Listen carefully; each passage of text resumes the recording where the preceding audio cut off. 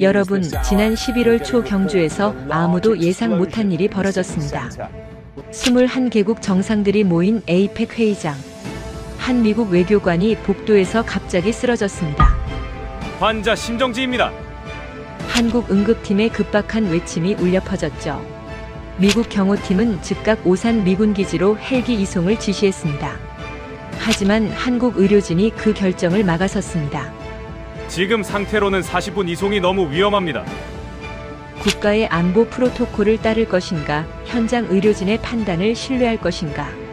단 몇 분 안에 생사가 갈리는 결정을 내려야 하는 상황이었습니다. 그리고 그날의 선택이 만들어낸 결과는 모두를 충격에 빠뜨렸습니다. 경주에서 대체 무슨 일이 있었던 걸까요? 오늘은 그날 쓰러졌던 미국 외교관이 직접 밝힌 놀라운 이야기를 들려드립니다. 시작에 앞서 좋아요와 구독 눌러주시면 한국의 더 많은 이야기를 소개하는 데에 큰 힘이 됩니다. 안녕하세요. 저는 제시카 윌리엄스입니다. 미국 국무부 동아시아 담당 부차관보로 일하고 있습니다. 올해로 52세가 됐고요. 워싱턴에서 25년간 외교 업무를 해왔습니다. 오늘 제가 여러분께 들려드릴 이야기는 지난 11월 초 한국 경주에서 제가 직접 겪은 일입니다. 사실 저는 한국에 대해 잘 안다고 생각했어요. 업무상 1년에 서너 번은 서울을 방문했고 한국 외교관들과도 자주 협상 테이블에 앉았으니까요. 하지만 그날 이후로 제 생각은 완전히 바뀌었습니다. 11월 초였습니다. 경주에서 열린 아시아 태평양 경제협력체 정상회의에 미국 대표단 일원으로 참석했습니다. 21개국 정상들이 모인 중요한 자리였지요. 저는 대표단 실무 책임자로서 회의 준비와 일정 조율을 맡고 있었어요. 솔직히 말하면 그전 한 달 동안 제대로 잠을 잔 기억이 없습니다. 회의 자료 준비, 양자 회담 일정 조정, 현지 보안 점검까지 신경 쓸 게 한두 가지가 아니었거든요. 경주는 생각보다 아름다운 도시였습니다. 천년된 고분들이 도심 곳곳에 자리 잡고 있더군요.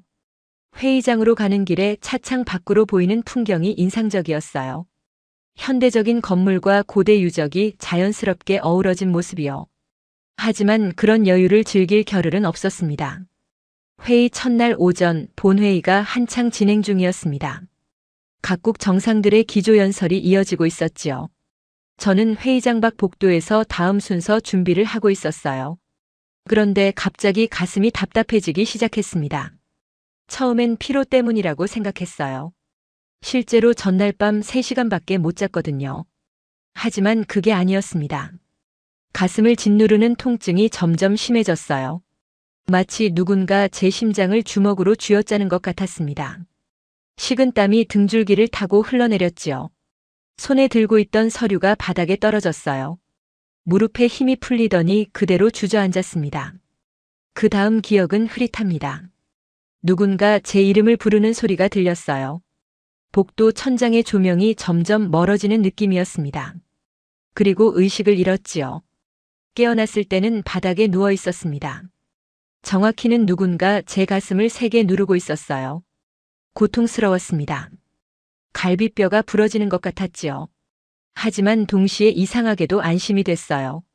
누군가 저를 살리려 애쓰고 있다는 걸 본능적으로 알았거든요. 눈을 뜨니 파란색 유니폼을 입은 한국 사람이 보였습니다. 30대 후반쯤 되어 보이는 남자였어요.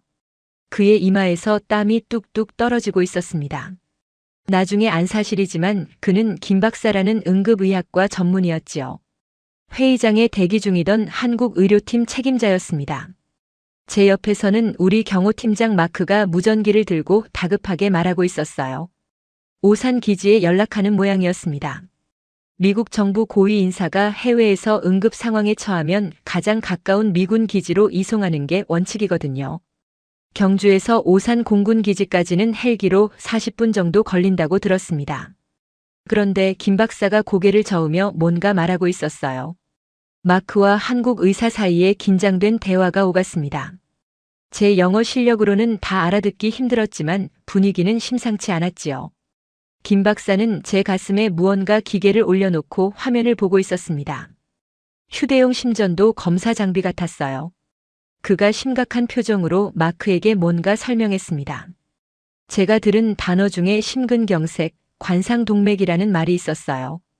의학 용어는 잘 모르지만 심장에 큰 문제가 생겼다는 건 알 수 있었습니다. 김 박사는 지금 상태로 헬기를 타면 위험하다고 했어요. 40분 이송 중에 다시 심장이 멈출 수 있다는 얘기였지요.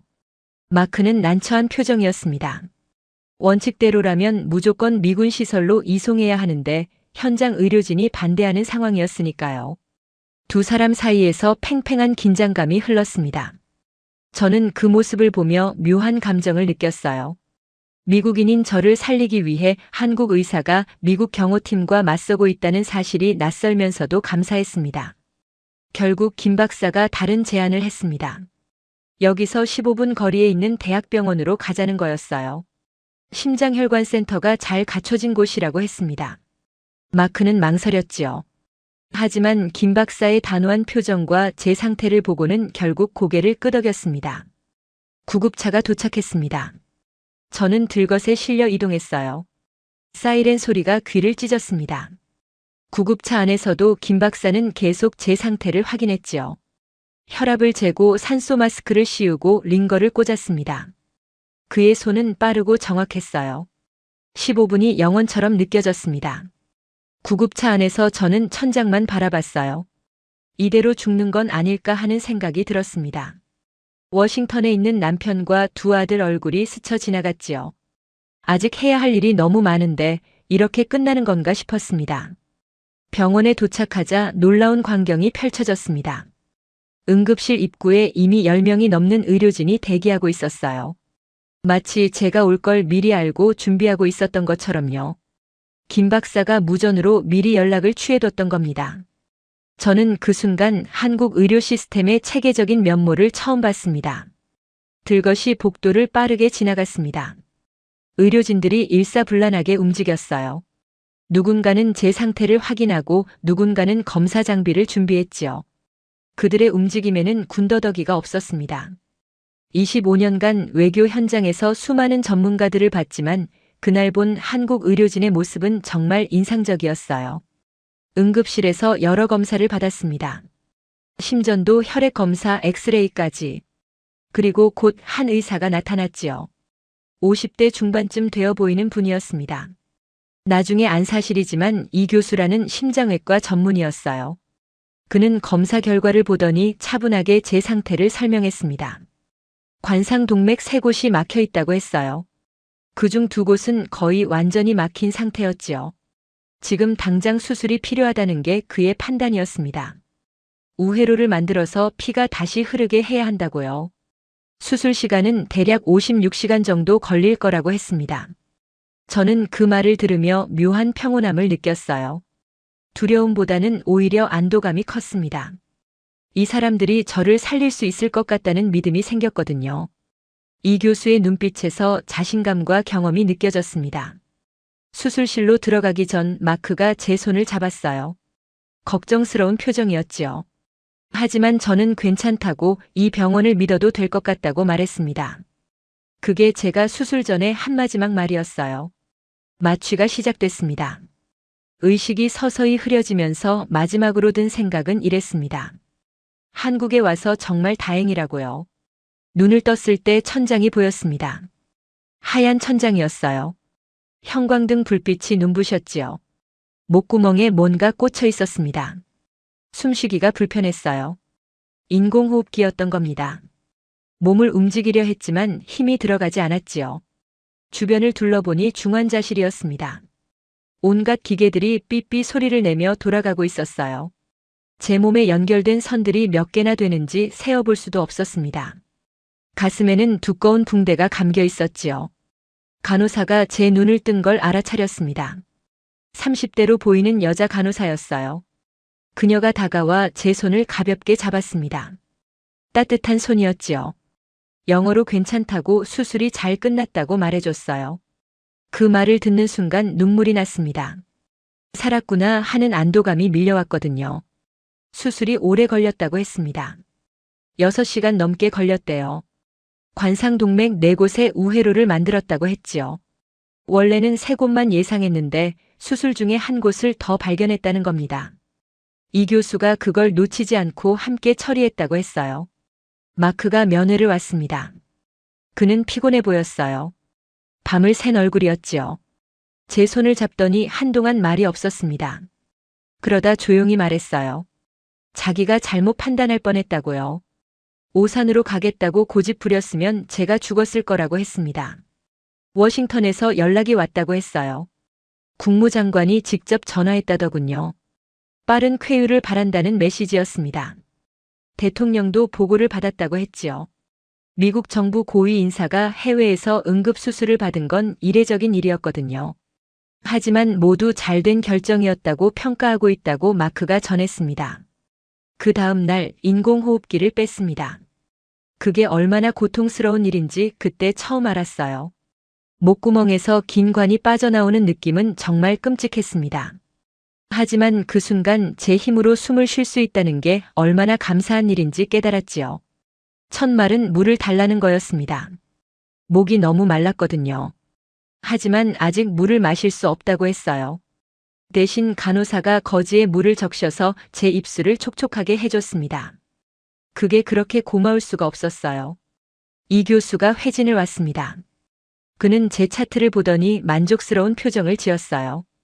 회복이 빠르다고 했습니다. 예상보다 훨씬 좋다고요. 나이도 있고 수술도 컸는데 생각보다 잘 버텨주고 있다는 게 그의 말이었지요. 그가 수술 과정을 설명해 줬습니다. 가슴을 열고 심장을 직접 봤다고 해요. 관상동맥이 생각보다 많이 막혀 있었대요. 특히 심장 앞쪽 혈관은 거의 막혀 있었다고 했습니다. 조금만 늦었어도 큰일 날 뻔했다는 거였어요. 우회로를 만드는 작업이 까다로웠다고 했습니다. 다리에서 혈관을 채취해서 심장에 이식하는 건데 생각보다 섬세한 작업이라고 하더군요.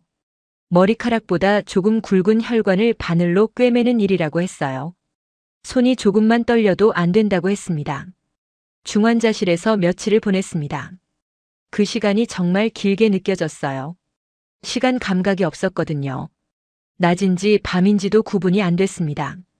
형광등은 항상 켜져 있었고 기계 소리는 쉬지 않고 울렸지요. 하지만 간호사들이 정말 잘 돌봐줬습니다. 자주 제 자세를 바꿔줬어요. 한 자세로 오래 누워있으면 욕창이 생긴다고 했지요. 등을 닦아주고 침대 시트를 갈아주고 링거를 확인하고 쉴 새 없이 움직였습니다. 특히 박 간호사라는 분이 기억에 남습니다.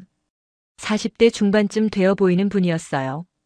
그분은 밤 근무를 서는데 제가 잠을 못 이루고 있으면 옆에 앉아서 이런저런 얘기를 해줬습니다. 한국에 대한 이야기, 경주에 대한 이야기를 들려줬지요.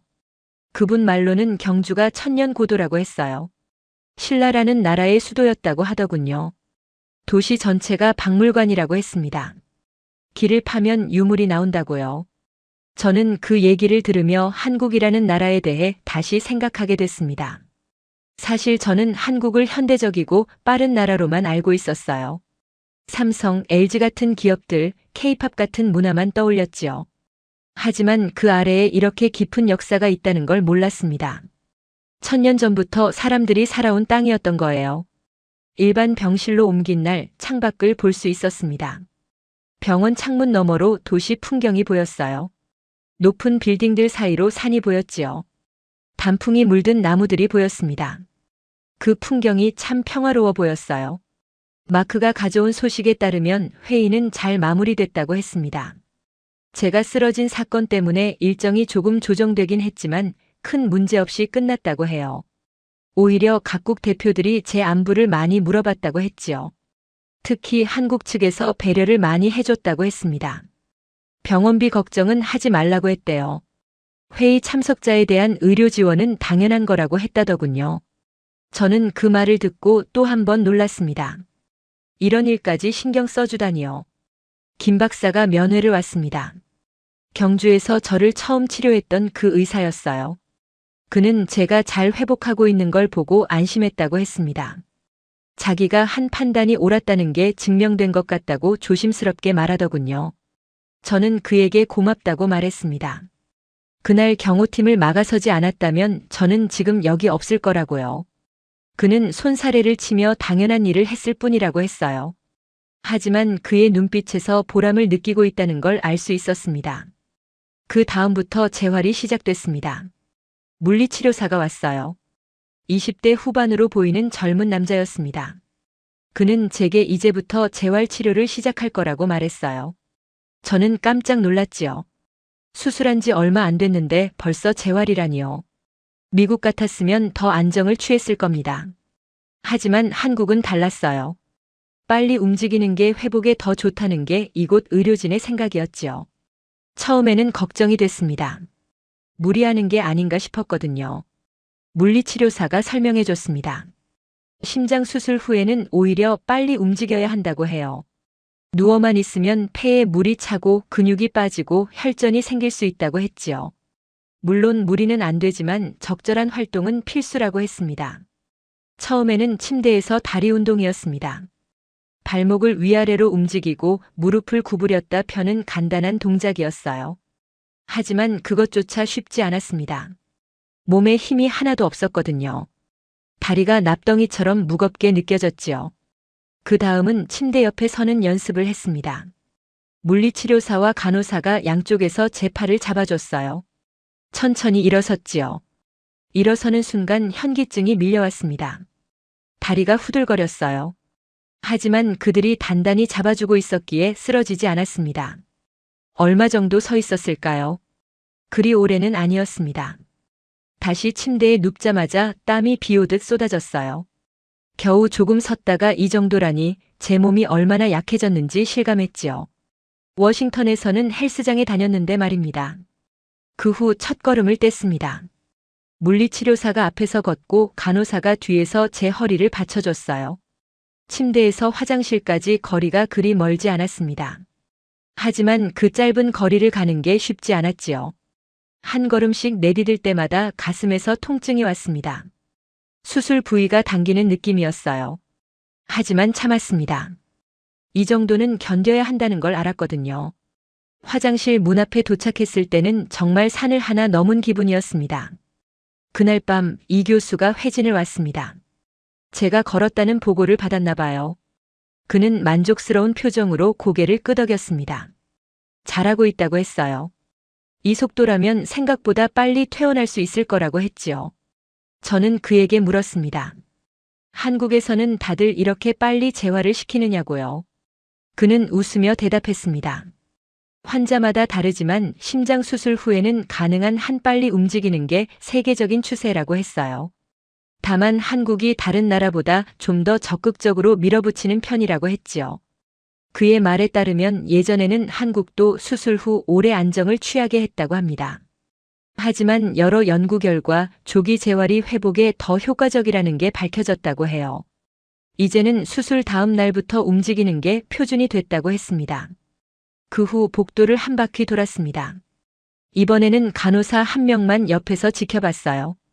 더 이상 팔을 잡아줄 필요가 없었던 겁니다. 저는 천천히 하지만 혼자 힘으로 걸었지요.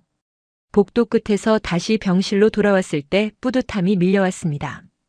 복도를 걸으면서 다른 환자들도 봤습니다. 저처럼 수술복을 입고 걷는 사람들이었어요. 나이 든 분도 계셨고 젊은 사람도 있었지요. 모두들 열심히 걷고 있었습니다. 어떤 분은 링거 기둥을 끌고 걷고 있었어요. 간호사가 말해주길 여기 환자 대부분이 심장이나 혈관 수술을 받은 분들이라고 했습니다. 이 병원이 심장혈관센터로 유명하다고 하더군요. 전국에서 환자들이 온다고 했어요. 저는 그 말을 듣고 안심이 됐습니다. 제가 좋은 곳에서 치료받고 있다는 확신이 들었거든요. 그 후 계단을 올라갔습니다. 한층만 올라가는 거였지만 저에게는 큰 도전이었어요. 물리치료사가 옆에서 지켜봤지요. 계단을 한 칸씩 오를 때마다 숨이 찼습니다. 심장이 빨리 뛰었어요. 하지만 멈추지 않았습니다. 한층을 다 올라갔을 때 저는 난간을 잡고 한동안 서 있었습니다. 숨을 고르는데 시간이 걸렸지요. 하지만 해냈다는 성취감이 컸습니다. 얼마 전에는 혼자 앉아 있는 것도 힘들었는데 이제 계단을 오를 수 있게 된 겁니다. 물리치료사가 제 어깨를 두드려줬습니다. 잘하고 있다고 했어요. 이제 거의 다 왔다고 했지요. 조금만 더 연습하면 퇴원해도 된다고 했습니다. 저는 그 말을 듣고 기뻤습니다. 집으로 미국으로 돌아갈 수 있다는 생각에 마음이 설렜어요. 하지만 동시에 묘한 감정도 들었습니다. 이곳을 떠나는 게 아쉬웠거든요. 이 병원에서 이 사람들과 함께 보낸 시간이 소중하게 느껴졌습니다. 처음엔 낯설고 두려웠던 곳이었는데 이제는 편안하고 안전한 곳으로 느껴졌지요. 저녁 식사 시간이었습니다. 간호사가 식판을 가져왔어요. 밥과 국, 반찬 몇 가지가 올라와 있었습니다. 한국 음식이었지요. 처음엔 입에 안 맞았어요. 너무 맵거나 짜게 느껴졌거든요. 하지만 점차 익숙해졌습니다. 특히 미역국이 좋았습니다. 따뜻하고 부드러운 국이었어요. 간호사가 말해주길 한국에서는 아이를 낳은 산모가 미역국을 먹는다고 했습니다. 몸에 좋다고 해요. 그래서 수술 후 회복하는 환자들에게도 자주 준다고 했지요. 저는 그 미역국을 먹으며 한국 문화에 대해 생각했습니다. 음식 하나에도 의미가 담겨 있다는 게 신기했어요. 단순히 영양분만 생각하는 게 아니라 회복과 건강을 바라는 마음이 담겨 있었던 겁니다. 박 간호사가 들어와서 약을 챙겨줬습니다. 매일 먹어야 하는 약이 여러 가지였어요. 혈압약, 혈전 방지제, 콜레스테롤 약 등등. 그녀는 하나하나 설명해주며 제가 잘 이해했는지 확인했습니다. 그리고는 웃으며 말했습니다. 퇴원하면 이 약들을 미국에서도 계속 먹어야 한다고요. 오래 먹어야 할 수도 있다고 했지요. 저는 고개를 끄덕였습니다. 약을 먹는 게 번거롭겠지만 살아있다는 게 얼마나 감사한 일인지 알기에 기꺼이 받아들일 수 있었습니다. 이 교수가 퇴원 날짜를 정했습니다. 곧 나갈 수 있다고 했어요. 생각보다 훨씬 빨랐습니다. 미국 같았으면 더 입원했을 텐데 여기서는 빨리 퇴원하게 된 거지요. 저는 걱정이 됐습니다. 너무 빨리 나가는 거 아니냐고 물었어요. 혹시 문제가 생기면 어떡하냐고요. 하지만 이 교수는 자신 있게 말했습니다. 검사 결과가 다 좋다고 이제 병원에 있을 이유가 없다고 했지요. 그의 설명에 따르면 수술 부위는 이미 잘 아물었고 심장 기능도 정상으로 돌아왔다고 합니다. 물론 완전히 회복되려면 시간이 더 걸리겠지만 그건 집에서도 충분히 할 수 있는 일이라고 했어요. 오히려 익숙한 환경에서 쉬는 게 더 좋다고 했지요. 퇴원 전날 마지막 검사를 받았습니다. 심전도, 심장 초음파, 혈액 검사까지. 모든 결과가 정상이었어요. 이 교수가 결과지를 보여주며 설명했습니다. 새로 만든 혈관 우회로가 잘 작동하고 있다고 했지요. 그는 수술 전후 심장 사진을 비교해서 보여줬습니다. 수술 전에는 막혀있던 혈관이 이제는 피가 원활하게 흐르고 있었어요. 검은색으로 보이던 부분이 밝게 빛나고 있었습니다. 그 사진을 보는 순간 제가 정말 새 생명을 얻었다는 걸 실감했지요. 저는 이 교수에게 물었습니다. 앞으로 주의해야 할 게 뭐냐고요. 그는 몇 가지를 알려줬습니다. 우선 약은 절대 빼먹지 말아야 한다고 했어요. 특히 혈전 방지제는 정말 중요하다고 강조했습니다. 식단도 신경 써야 한다고 했습니다. 기름진 음식은 피하고 짜게 먹지 말고 채소를 많이 먹으라고 했지요. 그리고 규칙적인 운동이 필수라고 했습니다. 하루에 30분씩 걷는 게 가장 좋다고 했어요. 스트레스 관리도 중요하다고 했습니다. 제 직업이 워낙 스트레스가 많은 일이라는 걸 아시더군요. 하지만 이제는 일보다 건강을 우선해야 한다고 말씀하셨어요. 일은 다른 사람이 할 수 있지만 내 몸은 내가 돌봐야 한다고 했지요. 퇴원 당일 아침 간호사들이 작별 인사를 하러 왔습니다. 박 간호사를 비롯해 저를 돌봐준 분들이 모두 왔어요. 그들은 제가 건강하게 돌아가길 바란다고 말했습니다. 미국 가서도 꼭 약 잘 챙겨 먹으라고 당부했지요. 저는 그분들께 감사 인사를 했습니다. 여러분 덕분에 살았다고 평생 잊지 못할 거라고 말했어요. 박 간호사는 눈시울이 붉어지더니 제 손을 꼭 잡았습니다. 한국에 또 오면 꼭 들르라고 했지요. 김 박사도 찾아왔습니다. 경주에서 여기까지 온 거였어요. 저는 깜짝 놀랐지요. 그는 제가 무사히 퇴원하는 모습을 꼭 보고 싶었다고 했습니다. 그날 회의장에서 제가 쓰러졌을 때가 자꾸 생각났다고 했어요. 저는 그에게 다시 한번 고맙다고 말했습니다. 그날 선생님의 판단이 아니었다면 제가 여기 없을 거라고요. 그는 손사래를 치며 이 교수와 간호사들 덕분이라고 했습니다. 자기는 그냥 시작을 도운 것뿐이라고요. 하지만 저는 알고 있었습니다. 그가 얼마나 용기 있는 결정을 내렸는지를요. 미국 경호팀의 압박 속에서도 의학적 판단을 고수한 그의 용기가 저를 살린 겁니다. 그는 규정보다 환자를 먼저 생각한 거였어요. 마크가 차를 가져왔습니다. 대사관 차량이었어요. 공항까지 바래다 준다고 했지요. 저는 휠체어를 타고 병원 로비로 내려갔습니다. 아직 먼 거리를 걷기는 힘들었거든요. 로비에는 예상치 못한 사람들이 기다리고 있었습니다. 이 교수를 비롯한 의료진 여러 명이 일렬로 서 있었어요. 그들은 제가 나타나자 박수를 쳤습니다. 저는 그 순간 울컥했습니다. 이 교수가 앞으로 나왔습니다.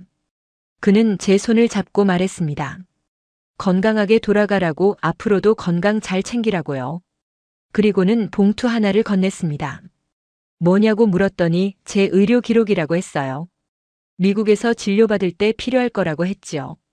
저는 그 봉투를 받아들고 다시 한번 감사하다고 말했습니다. 선생님이 아니었다면 저는 여기 없을 거라고, 새 생명을 주셔서 고맙다고요. 이 교수는 담담하게 웃으며 말했습니다. 자기 일을 했을 뿐이라고요. 차에 올랐습니다. 창문을 내리고 손을 흔들었어요. 의료진들도 손을 흔들어줬습니다. 차가 출발하면서 그들의 모습이 점점 작아졌지요. 저는 뒤를 돌아보며 생각했습니다. 언젠가 꼭 다시 와야겠다고요. 공항으로 가는 길, 저는 창밖을 바라봤습니다. 서울의 거리가 지나갔어요. 높은 빌딩들, 붐비는 차들, 걸어가는 사람들. 평범한 일상의 모습이었지요. 하지만 제게는 다르게 보였습니다. 이곳에서 저는 다시 태어났으니까요. 공항에 도착했습니다. 인천국제공항이었어요. 마크는 제가 휠체어를 타고 이동하도록 도와줬습니다. 아직 먼 거리를 걷기엔 무리였거든요. 공항 직원들이 친절하게 안내해줬지요. 라운지에서 잠시 쉬었습니다. 마크가 음료를 가져왔어요. 하지만 저는 커피는 마실 수 없었습니다. 카페인을 당분간 피하라는 게 의사 선생님의 지시였거든요. 대신 물을 마셨지요. 탑승 시간이 됐습니다. 미리 휠체어 서비스를 신청해뒀기 때문에 먼저 탑승할 수 있었어요. 비행기에 오르니 승무원들이 저를 알아봤습니다. 사전에 제 상황을 보고받았나 봐요. 그들은 제가 편하게 앉을 수 있도록 도와줬습니다. 워싱턴까지는 긴 시간이 걸렸습니다. 이 교수가 장거리 비행을 해도 되는지 확인했을 때 괜찮다고 했던 게 기억났어요. 다만 자주 일어나서 걷고 물을 충분히 마시라고 했었지요. 비행기가 이륙했습니다. 창밖으로 한국 땅이 멀어지는 게 보였어요. 구름 위로 올라가니 아무것도 보이지 않았습니다. 저는 눈을 감고 지난 시간을 떠올렸습니다. 회의장에서 쓰러졌던 순간, 김 박사의 심폐소생술, 구급차 안에서의 불안, 수술실로 들어가던 기억. 하나하나가 생생했어요. 그때는 살 수 있을지 확신이 없었습니다. 하지만 이렇게 살아서 집으로 돌아가고 있었지요. 정기적으로 일어나서 복도를 걸었습니다. 의사 선생님이 당부대로요. 오래 앉아있으면 다리에 혈전이 생길 수 있다고 했었거든요. 승무원들이 제 상황을 알고 있어서 배려해줬습니다. 기내식이 나왔습니다. 하지만 저는 많이 먹을 수 없었어요. 수술 후로 식욕이 예전 같지 않았거든요. 조금씩 먹었습니다.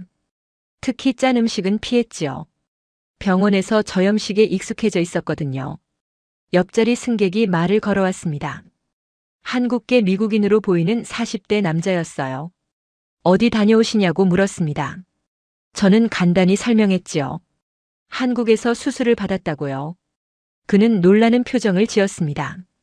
한국 의료가 좋다는 건 알지만 미국 정부 관리가 거기서 수술을 받은 건 처음 듣는다고 했어요.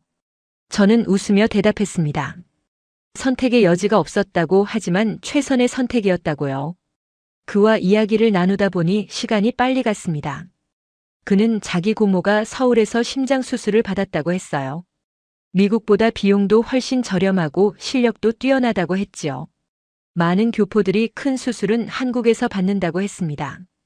저는 그 말을 들으며 한국 의료에 대해 다시 생각했습니다. 기술만 좋은 게 아니었어요. 시스템 자체가 잘 되어 있었습니다. 응급 상황에서의 대처, 빠른 재활 프로그램, 의료진의 헌신. 모든 게 인상적이었지요. 비행기가 워싱턴에 착륙했습니다. 시차 때문에 몸이 무거웠지만 집에 돌아온다는 생각에 기분은 좋았습니다. 입국 심사를 마치고 짐을 찾았지요. 남편 데이빗이 마중 나와 있었습니다. 그는 저를 보자마자 달려와 껴안았어요. 조심스럽게요. 제가 수술한 걸 알고 있었으니까요. 우리는 한동안 말없이 서 있었습니다. 살아서 돌아왔다는 게 믿기지 않는다고 그가 속삭였지요. 집으로 가는 차 안에서 데이빗이 물었습니다. 한국은 어땠냐고요? 저는 한참 생각하다 대답했습니다. 생명을 구해준 곳이라고 평생 잊지 못할 거라고요. 그는 고개를 끄덕이며 제 손을 잡았습니다. 집에 도착했습니다. 두 아들이 기다리고 있었어요. 대학생인 큰아들과 고등학생인 둘째. 그들은 저를 보자 눈물을 글썽였습니다. 저도 울컥했지요.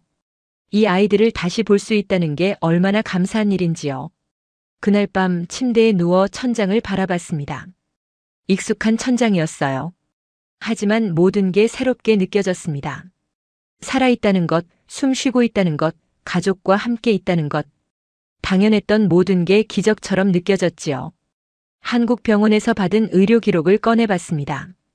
영어로 번역된 자료였어요. 수술 내용, 처방약, 주의사항이 자세히 적혀 있었습니다. 이 교수의 서명도 있었지요. 저는 그 서류를 소중히 서랍에 넣어뒀습니다. 다음 날 아침 동네 병원에 갔습니다. 주치의를 만나러요. 그는 제 의료 기록을 꼼꼼히 살펴봤어요. 수술 내용을 보더니 감탄했습니다. 정말 잘 됐다고 한국 의사가 훌륭한 일을 했다고 말했지요. 그는 앞으로 정기 검진을 받아야 한다고 했습니다. 정기적으로 와서 혈압과 심장 상태를 확인하자고 했어요. 약도 계속 먹어야 하고요. 저는 그러겠다고 약속했습니다. 집으로 돌아온 후의 시간은 생각보다 힘들었습니다.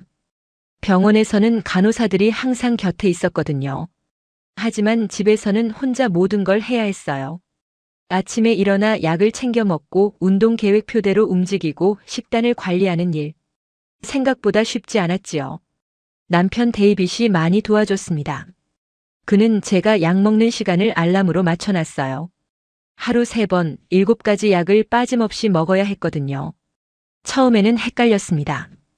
어떤 약을 언제 먹는지 기억하기가 쉽지 않았어요. 식사도 신경 써야 했습니다. 한국 병원에서 먹던 저염식에 익숙해졌는데 집에서 그걸 유지하기가 어려웠어요. 미국 음식은 대부분 짜거나 기름졌거든요. 데이빗이 요리책을 사서 건강식을 만들어줬습니다. 아침마다 동네를 걸었습니다. 물리치료사가 준 계획표에는 하루 30분 걷기라고 적혀 있었어요. 처음에는 15분도 힘들었습니다. 가슴이 답답하고 숨이 찼지요. 하지만 매일 조금씩 늘렸어요. 동네 공원에 단풍이 들어 있었습니다. 빨갛고 노란 나뭇잎이 바람에 흔들렸어요. 저는 그 풍경을 보며 걸었습니다. 살아있다는 게 얼마나 감사한 일인지 새삼 느꼈지요. 산책하다 이웃을 만났습니다. 오래 살던 동네였지만 이웃들과 제대로 인사를 나눈 적이 없었어요. 늘 바빴거든요. 하지만 이제는 달랐습니다. 멈춰 서서 이야기를 나눴지요. 한 할머니가 제게 말했습니다. 요즘 자주 산책하시네요. 건강 챙기시는 거예요? 저는 웃으며 대답했습니다. 네, 최근에 수술을 받아서요. 그녀는 놀라며 물었어요. 어디가 안 좋으셨어요? 저는 간단히 설명했습니다. 심장 수술을 받았다고요. 그녀는 제 손을 꼭 잡았습니다. 젊은 나이에 고생하셨네요. 하지만 잘 이겨내신 것 같아요. 얼굴이 좋아 보여요. 저는 고맙다고 말했습니다. 그녀의 따뜻한 말 한마디가 큰 위로가 됐어요. 주치의 검진을 받으러 갔습니다. 병원에서 받은 의료 기록을 가져갔어요. 주치의는 꼼꼼히 살펴보더니 고개를 끄덕였습니다. 한국에서 정말 잘 받으셨네요. 회복도 순조롭고요. 그는 몇 가지 검사를 했습니다. 혈압, 심전도 혈액 검사. 결과는 모두 좋았어요. 수술 부위도 잘 아물었다고 했습니다. 다만 약은 계속 먹어야 한다고 강조했지요. 저는 그에게 물었습니다. 언제쯤 일을 시작할 수 있냐고요. 그는 신중하게 대답했습니다. 서두르지 말라고요. 몸이 완전히 회복될 때까지 기다리는 게 좋다고 했어요. 조금 더 쉬는 게 좋겠다고 했습니다. 집에 돌아와 거울을 봤습니다. 가슴에 긴 흉터가 있었어요. 수술 자국이었지요. 처음 봤을 때는 놀랐습니다. 이렇게 큰 상처가 남았구나 싶었어요. 하지만 이내 생각이 바뀌었습니다. 이 흉터는 제가 살아남았다는 증거였습니다. 이 교수와 한국 의료진이 제 가슴을 열고 심장을 고쳤던 흔적이었어요. 부끄러운 게 아니라 자랑스러운 것이었지요. 저는 그 흉터를 손으로 쓰다듬었습니다. 아들들이 주말에 왔습니다. 큰아들은 대학 기숙사에서, 둘째는 친구 집에서 자고 왔어요. 그들은 제 얼굴을 보며 안심했습니다. 많이 좋아졌다고 했지요. 저녁을 함께 먹었습니다. 데이빗이 만든 구운 닭고기와 샐러드였어요. 간은 되도록 안 했습니다. 처음에는 밍밍했지만 점차 익숙해졌어요. 오히려 재료 본연의 맛이 느껴졌지요. 둘째 아들이 물었습니다. 엄마, 한국은 어땠어요? 저는 한참 생각하다 대답했습니다. 사람들이 참 따뜻했다고요. 의사 선생님도 간호사 선생님도 모두 진심으로 저를 돌봐줬다고요. 큰아들이 말했습니다. 엄마 덕분에 한국에 대해 다시 생각하게 됐어요. 저는 물었지요. 무슨 말이냐고요? 그는 대답했습니다. 한국이 그저 기술만 발전한 나라인 줄 알았는데 사람들의 마음도 따뜻한 곳이더라고요. 저는 고개를 끄덕였습니다. 맞는 말이었어요. 한국은 첨단 의료기술과 따뜻한 인간미가 공존하는 곳이었습니다. 그게 저를 살린 힘이었지요. 밤에 침대에 누워 천장을 바라봤습니다. 한국 병원 천장이 떠올랐어요. 수술실로 들어가기 전 봤던 그 하얀 천장. 그때는 살 수 있을지 확신이 없었습니다. 하지만 이렇게 살아서 집에 돌아왔지요. 책상에 앉아 창밖을 바라봤습니다. 워싱턴의 거리가 보였어요. 사람들이 바쁘게 오가고 있었습니다. 저도 예전엔 저렇게 쉴 새 없이 움직였지요. 하지만 이제는 달라질 겁니다. 건강을 챙기면서 일할 거예요. 그날 저녁 데이빗에게 말했습니다. 곧 일을 시작하려고 한다고요. 그는 걱정스러운 표정을 지었습니다. 괜찮겠냐고 물었어요. 저는 고개를 끄덕였습니다. 천천히 할 거라고 예전처럼 무리하지 않겠다고 약속했지요. 다음 날부터 준비를 시작했습니다. 한미 의료 협력에 관한 자료를 찾아봤어요. 양국 의료 시스템의 차이점, 협력 가능한 분야, 기존 교류 현황 등을 정리했습니다. 자료를 보다 보니 흥미로운 사실을 발견했습니다. 이미 많은 미국인들이 한국에서 치료를 받고 있었어요. 특히 교포들 사이에서 한국 의료가 인기였습니다. 비용도 저렴하고 실력도 뛰어나다는 입소문이 퍼졌던 거지요. 저는 그 자료들을 읽으며 생각했습니다. 제 경험이 특별한 게 아니었구나. 많은 사람들이 한국 의료의 우수성을 알고 있었던 겁니다. 다만 정부 차원에서 공식적으로 인정하지 않았을 뿐이었어요. 그날 밤 한국 병원에서 받은 운동 계획표를 다시 꺼내봤습니다. 이제 조금씩 강도를 높일 때였어요. 걷기에서 빠르게 걷기로, 그리고 가벼운 계단 오르기까지 단계별로 적혀 있었습니다. 저는 그 계획표를 냉장고에 붙였습니다. 매일 볼 수 있도록요. 그리고 달력에 표시를 하기 시작했어요. 운동한 날에는 체크 표시를 했습니다. 작은 실천이었지만 뿌듯했지요. 한국에서 받은 이 새 생명을 어떻게 살아야 할까요? 그저 살아있는 것만으로는 부족하다는 생각이 들었어요. 의미 있게 살아야 한다고요. 제가 받은 은혜를 다른 사람들에게 나눠줘야 한다고요. 김 박사, 이 교수, 박 간호사, 그리고 이름 모를 수많은 한국 의료진들. 그분들 덕분에 저는 지금 여기 있습니다. 그 은혜를 평생 잊지 않을 겁니다. 저는 한국에서 배웠습니다. 진정한 의료는 기술만이 아니라는 것을요. 환자를 한 사람의 인간으로 대하는 마음이 함께할 때 비로소 완전한 치료가 이루어진다는 것을요. 심장박동 하나하나가 한국이 제게 준 선물입니다. 저는 이 선물을 소중히 여기며 살아가겠습니다. 오늘 사연은 여기까지입니다. 경주에서 심정지 온 미국 외교관, 한국 의료진이 구한 기적 스토리 어떠셨나요? 사연의 주인공에게 응원의 댓글을 남겨주세요. 지금까지 감동정거장에서 사연 전해드렸습니다. 사연이 마음에 드셨다면 좋아요와 구독 부탁드립니다. 시청해주셔서 감사합니다.